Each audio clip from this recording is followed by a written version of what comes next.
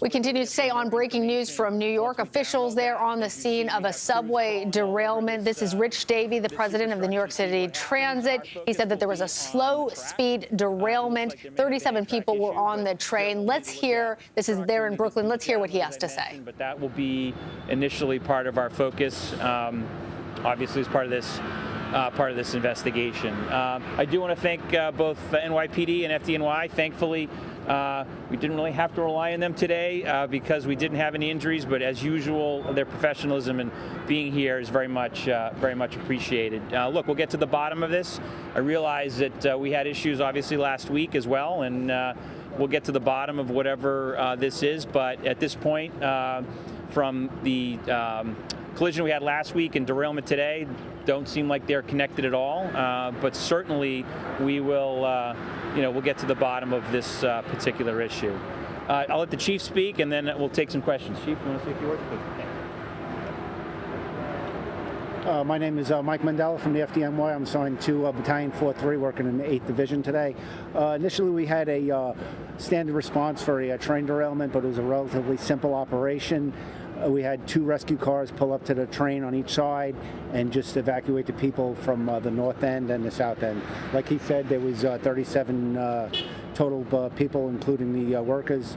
But other than that, it was a relatively easy operation. It took about an hour to complete from the time of the derailment till all the occupants were off the train.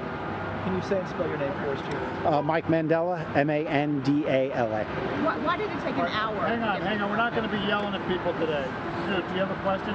I just want to make a correction first, if I could, Chief. Just one comment. I just want to make one correction of what I said. So the train was actually coming up into Neptune Station that had left West 8th. So again, coming into Neptune. So that said, Tim, you want to? Okay, go ahead. Mr. Davey, you referred to a track issue. Yep. Define for the layman what a track issue is and what are you looking at?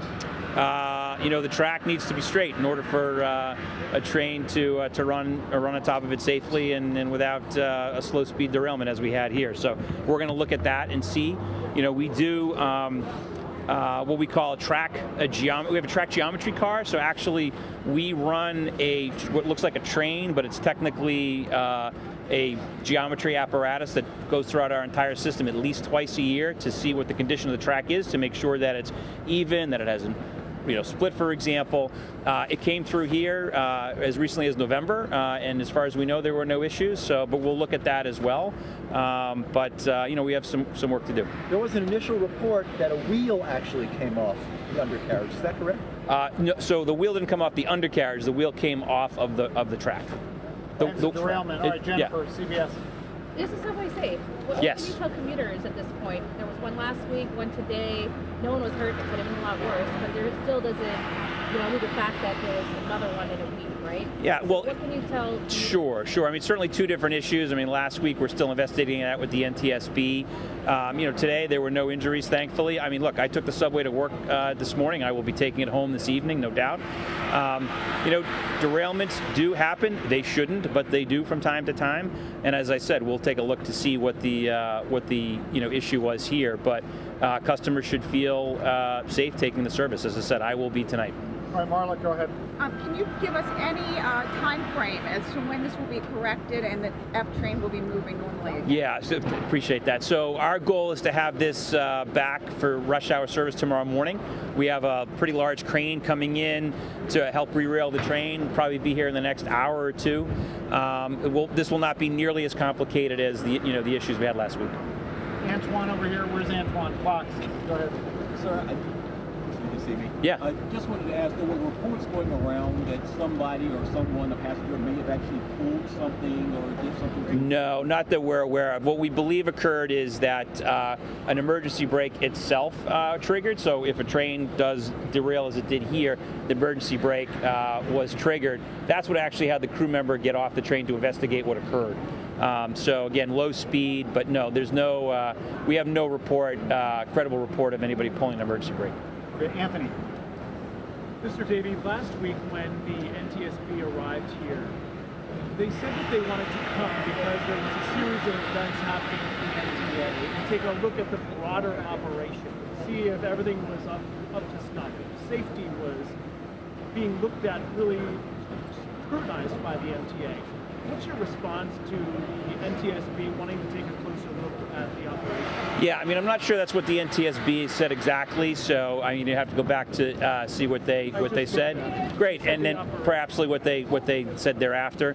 Obviously, we're we run a complicated operation. It's incumbent upon us to make sure the system is safe, and we'll continue to do that. If the NTSB wishes to support us in this investigation, obviously we'll welcome their expertise. Sir, please state your full name and title, please. It's Richard Davies, the head of New York City Transit. Eric, go ahead. We saw a second train pull up here. Is that how the 37 passengers that were on board? Yeah, so we brought rescue trains from either side, actually. So actually, it turned out that there were 17 customers that were evacuated from that side and 17 customers evacuated from that side. But that's exactly what you saw. It was a train to get folks off because the entire train itself, as you can see, is out of the station.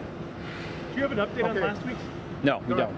I just wanted last question. Yeah, can you explain the impact? The F line is a big line Right. through Brooklyn. What's the impact for evening rush hour? What's it going to be like for the rest of the borough? Yeah, I mean, so we're right now we're running bus shuttle service. I think between, you know exactly where. We'll get that for you, but we're running bus shuttle service. I think I'll get it. We'll get it for you. Is there a place people can go to get the latest? Yeah, of course. I mean, you can always go to MTA.com, our website, any one of our apps that are available as well. But we certainly will have shuttle bus service for these few stations where we have the impacts. But the rest of the service will be running. Is the F line down entirely? No, it's not. It is running north. Yeah. Well, I think it's Kings Highway, but I want to confirm that for you. We'll get that for you. Thanks, everybody. Thank you very much. Thank you. Thanks. Chief, thank you so much. Well, we heard there mostly from Rich Davey, the president of New York City Transit, along with other officials discussing that subway derailment that just took place today in Brooklyn. There were 37 people on the train at that time, including passengers and crew. We heard that there were, in fact, no injuries. Now, this is the second train derailment in New York City in just the past week. The other involving two trains. We hear that the NTSB is still working with the MTA, trying to continue with that investigation. In terms of what happened here, we heard it was potentially a track issue, though the inspection of that track took place as recently as last November.